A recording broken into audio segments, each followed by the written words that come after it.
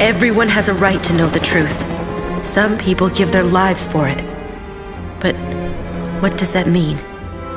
Innocent curiosity can bring self-destruction. My only hope is to forget. The darkness is too much for me.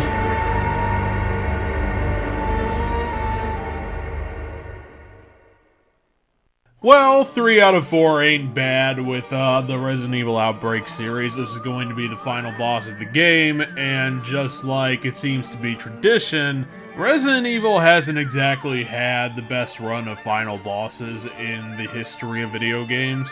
Let's just run off some examples. The final Tyrant fight in the original Resident Evil was not that great because it was a short fight and it was kind of bullshit. The attacks were really stupid and a bunch of really weird, illogical choices. The final boss of Resident Evil 0 was way too gimmicky, way too tough, it took too long, and the mechanics that they put in wasn't exactly managed to the gameplay, so you were constantly getting stuck in corners and then having to redo tons and tons of the boss fight over again, which is always just fun. Resident Evil 2 had the final boss was the 6th form of William Birkin, was just a complete waste of time. And then there was the final form of Mr. X from the Claire scenario, which was complete bullshit because it replicated a bunch of attacks from the Tyrant in the original Resident Evil. It was a really tiny room, huge damage, and not much you could actually do about that. And it was killed by a weapon you were given at the last second, just like the Tyrant in the original Resident Evil. And I suppose we could go on, but let's just say Thanatos isn't exactly helping to clean up this case. Thanatos suffers the problem of having too much health, having one too many gimmicks, not well explained, not well balanced, and ultimately Thanatos is kind of a boring boss.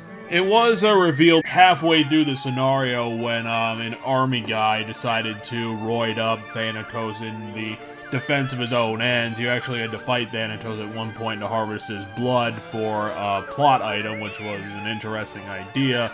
Not well executed, but at least it was a decent idea. And then you get to the actual fight with him, and this is purely my fault. It could be the game's fault, but I am going to assume, just for now, that it was totally my fault. At this point, because of the saving issues the game had, I was basically just walking through my entire way through the game. The walkthrough that I had read for Outbreak said that in the arena that you fight Thanatos in his first form, there is supposed to be a rocket launcher which will wreck his shit. The rocket launcher was supposed to be, apparently, in that cabinet in the corner that was constantly hanging around the footage, which is why I was just running around and not really doing anything. That, and miraculously, one of my allies actually survived to the boss fight itself, Yoko. Yoko was basically just being a human shield and a distraction for Thanatos while I was screwing around trying to figure out what to do. Like I said, the game has amazingly stupid saving issues, so I didn't want to just run up to Thanatos, get my ass handed to me, and then having to redo the entire scenario from point one, which is just bullshit in my opinion, and we'll get to that in the final review. So I wanted the rocket launcher. Problem was that the cabinet wasn't interactive, and I probably just got rickrolled from some jackass. Kind of a weird place to be a jackass about this, you know, in the end of a walkthrough for Resident Evil Outbreak, which wasn't exactly the most popular game on the planet, so I don't know, people are just kind of weird sometimes, I suppose. After that, Thanatos is basically a damage cube combined with Leapfrog. One of his more common used attacks is that he'll jump into the sky and then just jump on your character, because why the hell not? It clears a huge amount of distance, you don't see where the hell he's gonna land, so there's not really much you can do about that. And then there's the typical arm swing. I don't think he has any poison spit attacks, but like I said, the pressure is on high for you to get this done correctly, just because there is no save net if you screw this up. So you have to be really trepidatious about this, even though really the only thing you have to worry about during the boss fight is just pour damage into him and not get hit by a bunch of bullshit attacks. At least it doesn't have the Bandersnatch thing where he can reach like 10 feet in front of him whenever the hell he wants and deal damage to you, and then you have no defense against such a stupidly built attack that Bandersnatch has. The counterpoint to that is that you can kill the Bandersnatch surprisingly easily, but then we're talking about a completely different game altogether.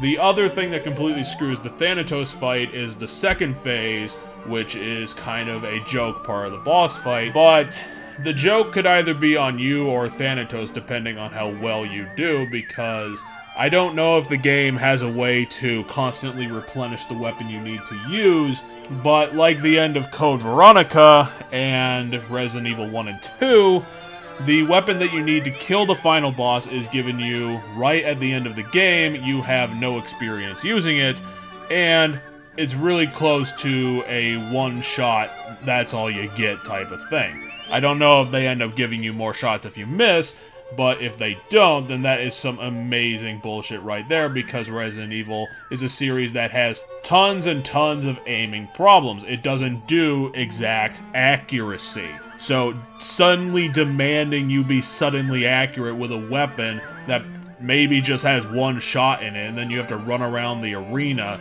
until the game supplies you with another one. How the hell does that make any sense or sound fun in the slightest? And even if you did it completely correctly and had this virus-launching gun, because that's a thing, have infinite bullets, then what was even the point of the second phase?